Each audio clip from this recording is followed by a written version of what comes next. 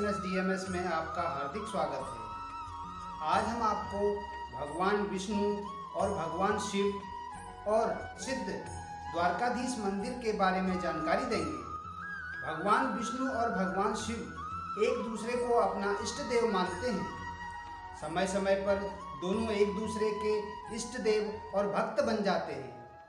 एक बार भगवान विष्णु, जिन्हें हम नारायण भी कहते हैं, उन्होंने सोचा कि क्यों न अपने इष्ट देवता और देवों के देव महादेव को प्रसन्न किया जाए। शिव को प्रसन्न करने के लिए उन्होंने 1000 कमल पुष्प अर्पित करने का विचार बनाया। भगवान नारायण ने पूजा के सभी सामान एकत्रित करके पूजा आसन ग्रहण किया। इसके बाद उन्होंने संकल्प लेकर अनुष्ठान शुरू किया। इस पूजा से भगवान नारायण भक्त और भगवान शिव भगवान की भूमिका में थे।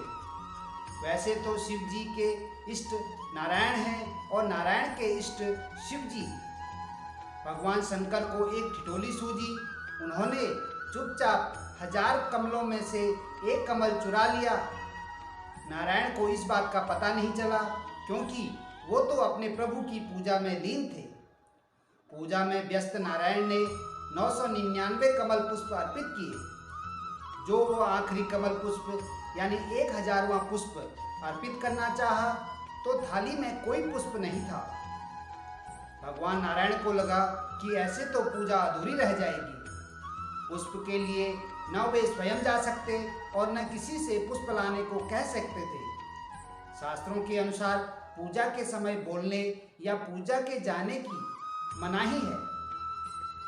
भगवान नारायण चाहते तो अपनी शक्ति से पुष्पों का अंबार लगा देते, परंतु उस समय वे भगवान नहीं बल्कि भक्त के रूप में थे, इसलिए अपनी शक्ति का उपयोग पूजा में नहीं करना चाहते थे।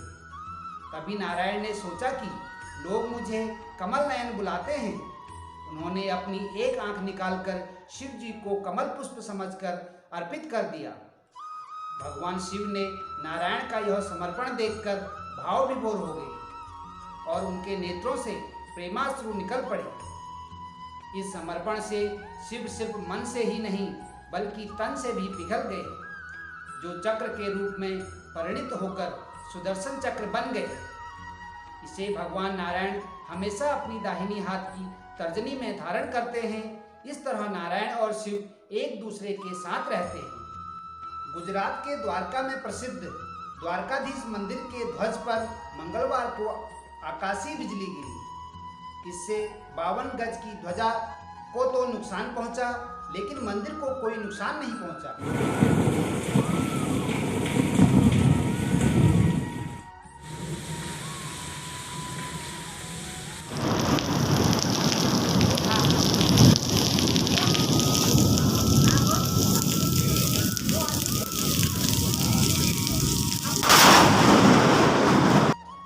संयोगवश रिहायशी इलाके में बिजली नहीं गिरी और न ही कोई व्यक्ति हताहत हुआ।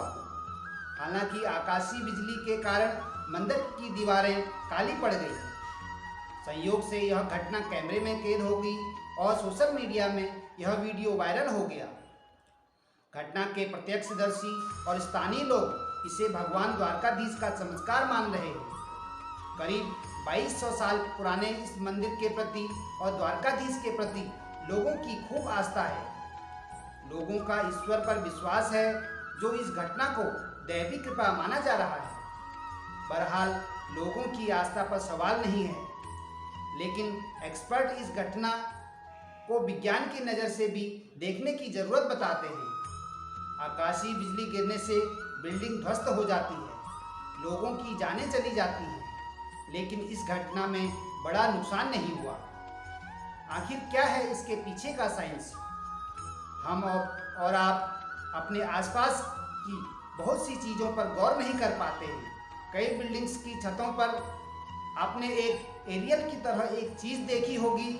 मंदिर के शिखर पर, बड़े बड़े मोबाइल टावर पर, पानी की टंकियों पर, बड़े बस स्टॉप पर, रेलवे जंक्शन पर, हवाई अड्डों पर, अन्य सार्वजनिक स्थानों पर एक चीज़ आपको कॉमन दिखेगी।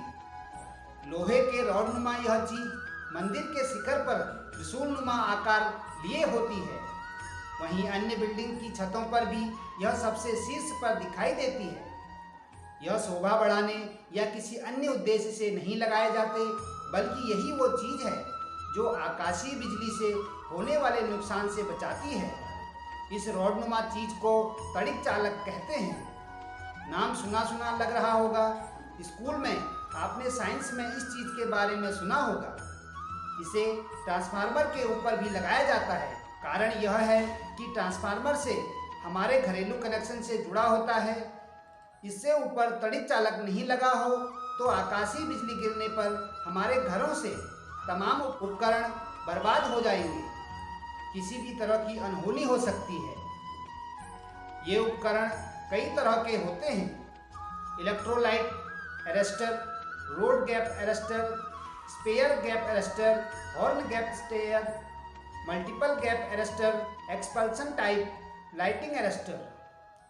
आकाशीय बिजली और तड़िक चालक के बारे में विस्तार से बिहार में फिजिक्स के प्रोफेसर सरयुक्त प्रसाद गुप्ता ने बताया कि बादलों के टकराने से आकाशीय बिजली गिरती है। यह धरती पर एक साल में 1.60 करोड़ बार गिरती है। इसका टेम्परेचर 30,000 केल्विन के बराबर होता है। इंसान हो, जानवर हो या बड़ी बिल्डिंग्स, जिसके ऊपर गिर जाए उसे खत्म कर देती है। सोचने तक का मौका नहीं देती। इंसानों और जानवरों की मौत हो जाती है। बिल्डिंग को भी तबाह कर देती है। इससे बचने के लिए, इसका प्रभाव कम से कम करने के लिए ही तड़िक चालक लगाया जाता है। तड़िक चालक का आविष्कार महान वैज्ञानिक बेंजामिन फ्रैंकलिन ने किया। प्रोफेसर गुप्ता बताते हैं कि उपयोगिता के हिसाब से लाइटिंग अरेस्टर कई तरह के होते हैं। एक बात जो कॉमन होती है कि यह पूरी तरह से मेटल का होता है।